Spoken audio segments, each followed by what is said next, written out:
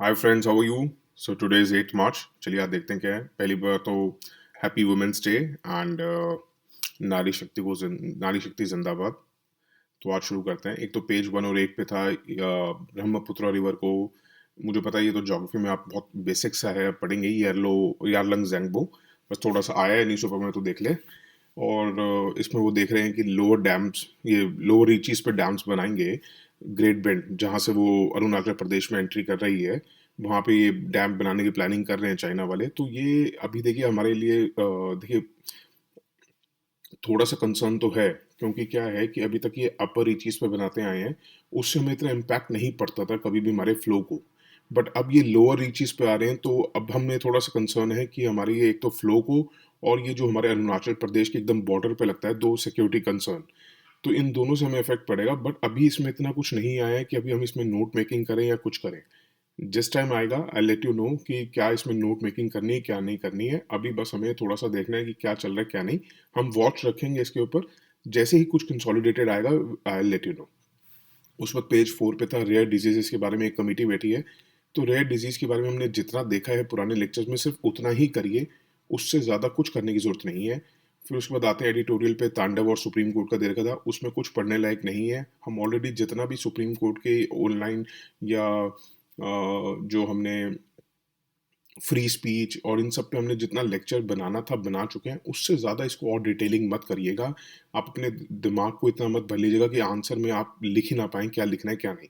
तो जितना हमने डिस्कस किया है, श्रेया सिंगल केस कैसे हमने लेके आना है, क्या जजमेंट्स इनकी ठीक हैं, कैसे करना है इनको, सारे हमने पॉइंट्स प्रॉपर्ली डिस्कस कर लिए हैं।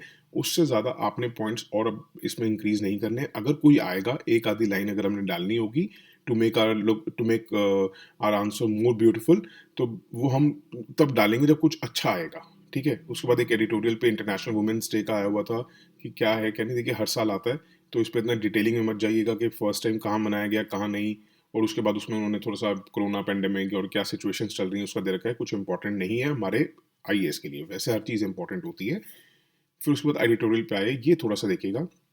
एक तो याद रखिए प्रीलिम्स के लिए इंपॉर्टेंट है कि एक तो Indian cyber crime coordination centre जो है ये किसके अंडर है, मिनिस्ट्री ऑफ होम अफेयर्स के अंडर है।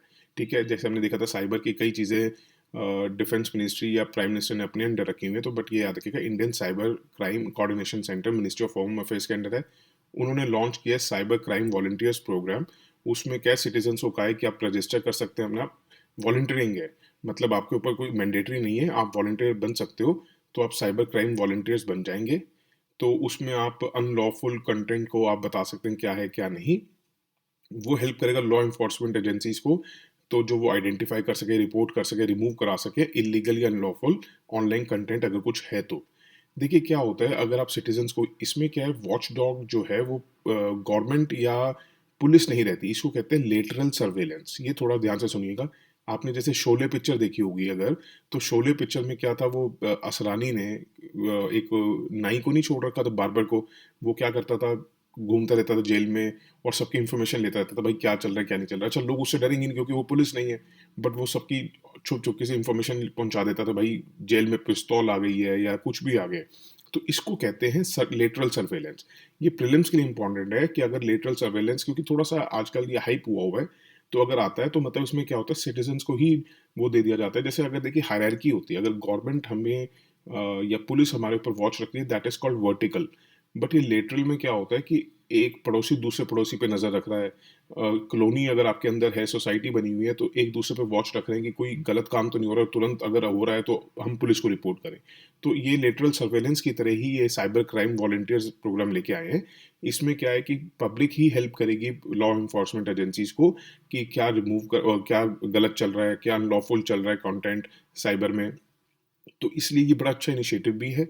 बट इससे एक माइनस पॉइंट ये होता है कि कई बार सोसाइटी में आपस में लोगों में हेट्रेड भी पैदा हो जाती है। आपने कुछ एग्जांपल्स अगर साउथ कोरिया के देखे होंगे या कुछ भी देखे होंगे, तो वो हमारे एग्जाम पॉइंट ऑफ व्यू से इतना इंपॉर्टेंट नहीं था। बस इतना ही ज़रूरी है प्रीलिम्स के लिए। मेंस के लिए क्या ज़रूरी है, जो अभी हमने पीछे साइबर का वो थ्रेट में हमने देखा था कि पीएमओ के अंडर आता है, हमने क्या क्या इनिशिएटिव्स ले रखे हैं, उसमें ये आप कर सकते हैं कि एक एमएचए ने भी लॉन्च किया साइबर क्राइम वॉलंटियर प्रोग्राम। तो ये आप थोड़ा सा ऐड कर सकते हैं, उससे ज़्यादा कुछ करने की ज़रूरत नहीं है। हर चीज़ नोट करना, हर चीज़ लिखने की ज़रूरत नहीं होती न्यूज़पेपर से। ये नहीं है कि डेली ही आपको 10 पेज मिलेंगे, ऐसे तो आपको 4000 पेज बन जाएँगे जिस दिन आप प्रीलिम्स देने जाएँगे। और अगर कोई 1.5 साल से तैयारी कर रहा है उसके तो भगवान के 6000 पेज बन जाएँगे, कितना याद रखेंगे आप? तो ज़रूरी होता है कि हम उतना ही निकालें, what to study and what not to study, इसको आइडेंटिफ़ाई करने में बहुत थिन लाइन होती है, तो ध्यान दे के उसी को ही हम फ़ोकस करें। उसके बाद एक प्रधानमंत्री उज्ज्वला योजना के बारे में था। इसमें कुछ मेंस वाले पॉइंट लिखेगा और प्रीलिम्स वाले भी। जिसमें क्या एलपीजी कनेक्शंस हमने 80 लाख पुअर हाउसहोल्ड्स को दे दिए थे ताकि वुमेन्स जो हैं ये इंडोर एयर पोल्यूशन से बची रहें। उसमें हम लोग क्या सब्सिडी प्रोवाइड कर रहे थे 1600 रुपीज़ की। ज़्यादा इसमें करने की ज़रूरत नहीं है क्योंकि इतना हाइप भी नहीं हुआ है इस साल और है भी बहुत पुराना, तो इसको इतनी डिटेल में नहीं जाना है। बाकी हमें थोड़ा मोटा-मोटा देखना है कि इसने 85% हाउस होल्ड्स को कवर कर लिया था। बट हमें ये हम जैसे मेंस में अगर आप दिख रहे हैं सोसाइटी इश्यूज़ या सोशल इश्यूज़ के ऊपर, सिक्योरिटी इश्यूज़ के ऊपर, तो उसमें आप थोड़ा-सा पूरा एलपीजी के ऊपर आपके पास नहीं आएगा। बट जो सोशल इश्यूज़ हैं, उस पे आप ये एक पॉइंट मेंशन कर सकते हैं, 2-4 लाइन इसकी लिख सकते हैं कि मल्टीपल स्टडीज़ बता रही हैं कि जो नए बेनिफिशियरीज़ हमारे को इसमें बने थे उज्ज्वला योजना में, वो अब एलपीजी सस्टेन्ड मैनर में यूज़ नहीं कर रहे हैं। उसकी वजह क्या है कि एक तो जो एलपीजी का प्राइस है वो उनके लिए अफोर्डेबल नहीं है, चाहे सब्सिडी भी दी जा रही है तब भी उनके लिए अफोर्डेबल नहीं है। देखिए, आप लोगों को लगता होगा 600-700 रुपए देने में क्या जा रहा है अगर डेढ़ महीना सिलेंडर चल जाता है। कई लोगों के लिए एक साथ 600-700 रुपए का खर्चा करना बहुत बड़ी बात होती है, जो ट्राइबल एरियाज़ में रहते हैं या जो बहुत रिमोट एरियाज़ में रहते हैं, और या जो गाँव के लोग हैं, जो गरीब घर हैं, उनके लिए बहुत मुश्किल होता है एक साथ इतना रुपया निकालना। उसके बाद क्या है कि रूरल कंज्यूमर्स को एक फ्रीली एक्सेसिबल बायोमास मिल जाता है, जो उसके लिए एलपीजी को डिस्प्लेस करना उनके लिए बहुत मुश्किल है। उनको गाँव के आपने देखा होगा गोबर के मिल जाता है, लकड़ी मिल जाती है, तो उन लोगों के लिए एलपीजी को डिस्प्लेस करना, हम सोचे एलपीजी इसको डिस्प्लेस कर दें, वो बहुत डिफ़िकल्ट है। उसके बाद एक ये देखेंगे कि गवर्नमेंट जो है ना एक यूनिफ़ॉर्म सब्सिडी प्रोवाइड करती है, चाहे वो ऑल एलपीजी कंज्यूमर्स, चाहे वो प्रधानमंत्री उज्ज्वला योजना वाले हों, चाहे आप लोग हों, चाहे मैं हूँ। तो इसलिए क्या है कि जो मिडल और हायर इनकम हाउसहोल्ड्स वाले हैं, तो जो ये एलपीजी के इतने प्राइसेस बढ़ रहे हैं, अनसब्सिडाइज़्ड जो हैं उनके भी और सब्सिडाइज़्ड जो हैं उनके भी, तो वो लोग तो यूज़ करते रहेंगे। बट जो इकोनॉमिकली पुअर हैं, उनको क्या है कि ग्रेटर सब्सिडी चाहिए to make it affordable for them. तो हमारे को थोड़ा-सा अपने इसमें स्कीम्स में लाना पड़ेगा कि जो जैसे अब हम ये कह सकते हैं कि एक स्कीम अच्छी लेके आए, ये पहल स्कीम लेके आए थे, जिसमें वो डायरेक्ट बेनिफिट ट्रांसफ़र कर रहे हैं कि आपको एक बार तो पूरा ही पैसा देना है, बाकी जो उस पे सब्सिडी होगी, आजकल ₹40 तो वैसे ही सब्सिडी रह गई है, तो वो आपके डायरेक्ट अकाउंट में आएगी। ठीक है? और उसमें फिर आप कह सकते हैं कि गवर्नमेंट ने इसको एड्रेस करने के लिए गिव इट अप कैंपेन भी लेके आया था, जिसमें उन्होंने एलपीजी यूज़र्स को मोटिवेट किया था कि जो पे कर सकता है मार्केट प्राइस, वो प्लीज़ अपनी वॉलंटरी सरेंडर कर दे सब्सिडी, ताकि उसको सब्सिडी ना जाए और वो किसी और जगह यूज़ करें हम। बट आप उसमें ये भी लिख सकते हैं कि हमें इसमें आइडेंटिफ़ाई करना पड़ेगा कि क्या हम जो हमारे उज्ज्वला योजना के बेनिफिशियरीज़ हैं, उनको साथ हम ये कर सकते हैं कि उनको सब्सिडी ज़्यादा दी जाए। वैसे तो सब्सिडी दी कुछ नहीं जा रही है आजकल, उनको ज़्यादा देने के लिए हमें कुछ ना कुछ सोचना पड़ेगा। ये आप पॉइंट लिख सकते हैं, इतना ही लिखिएगा अगर कभी सोशल इश्यूज़ या इस पे आए।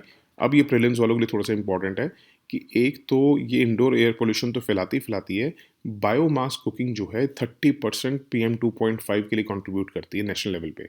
इसका मतलब इसका ट्रांसपोर्ट, क्रॉप रेसिड्यू और कोल बर्निंग से भी ज़्यादा इसकी कंट्रीब्यूशन है बायोमास ये अपना इंडोर एयर पॉल्यूशन की। तो आप ये नोट ज़रूर करिएगा। ये कई बार अगर आपको आ जाता है कि पीएम 2.5 का लार्जेस्ट कंट्रीब्यूटर कौन-सा है? अगर आपको क्वेश्चन अगर ऐसे ही आएगा पीएम 2.5 का लार्जेस्ट कंट्रीब्यूटर कौन-सा है?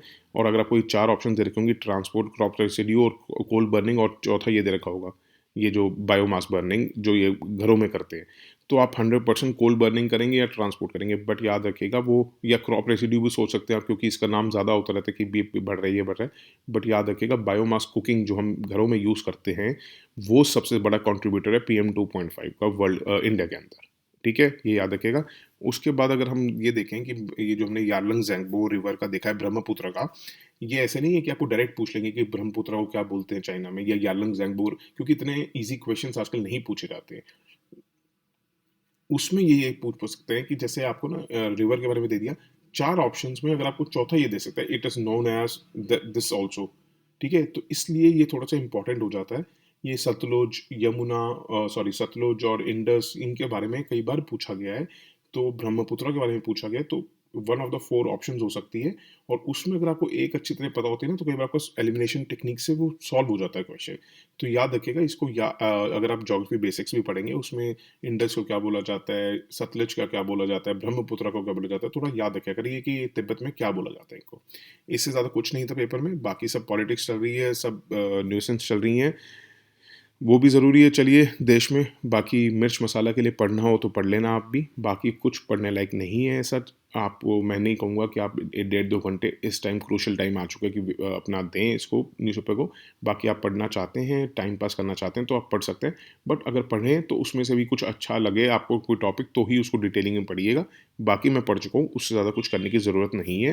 And that's it for today. Thank you so much for listening and have a good day. Bye, take care. और भैया कमेंट्स करो यार, बताओ कैसा लग रहा है, कैसा नहीं लग रहा है, अच्छा लगता है आपको, मतलब अगर आते हैं ना तो बड़ा अप्रिशिएटिव लगता है कि हाँ, मन करता है कि और एंथुसियाज्म के साथ बनाएं। आप लोग कमेंट्स नहीं करते ना तो ऐसा लगता है यार अच्छा नहीं लग रहा है क्या लोगों को, तो इसलिए अगर नहीं लग रहा है तो वो भी बताइए प्लीज़। हाँ, थैंक यू सो मच।